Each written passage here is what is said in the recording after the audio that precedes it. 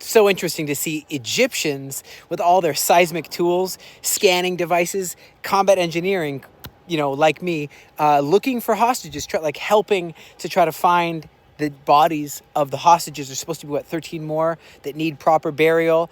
And so it's crazy to think that there in Egypt, in Cairo, there's also 150 Hamas killers, murderers in this 5-star deluxe hotel in Cairo. You know how they were in Qatar, they're living there in Cairo.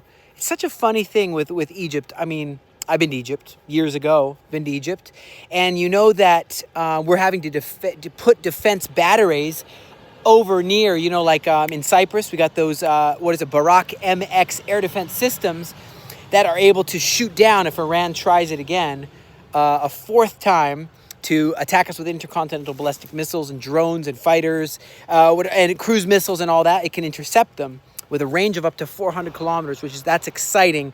But it's becoming a real drone war. Got to really have skill to use lasers and take down these drones because it's a drone war. There's a drone strike. We're using drones as well to take out some of these commanders of Hamas and to really use surveillance. It's like drones are everywhere.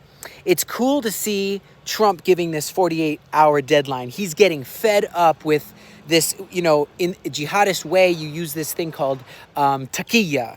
It means lie to the infidel, lie to Donald Trump. And he's noticing that they have no intention of disarming. He's seeing there's zero intention of disarming and giving up their weapons at all. They were lying.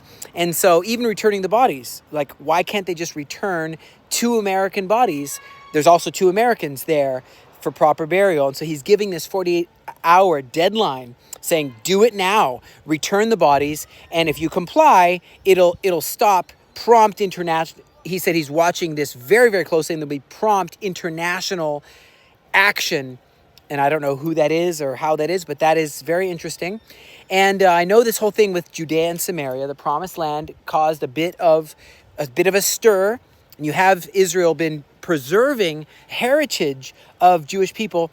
Right now we have Amichai Eliyahu added 40 million shekels to preserve the Jewishness, the Jewish history in Judea and Samaria. So you have this in all through the Samaria, the Jordan Valley, Judean desert. You have a real push to make sure to preserve ancient synagogues and all that stuff and develop it. That's a good thing. Should be welcomed by the world. And I really hope that this will work, that we can preserve the proof in the soil that is not only historic promised land, but it's the promise is still true today.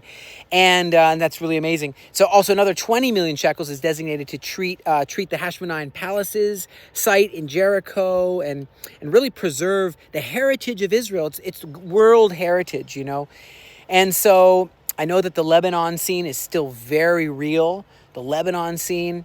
And so we got to make sure that the Hezbollah won't just come back and do what they were doing. It's easy to forget, right? So easy to forget.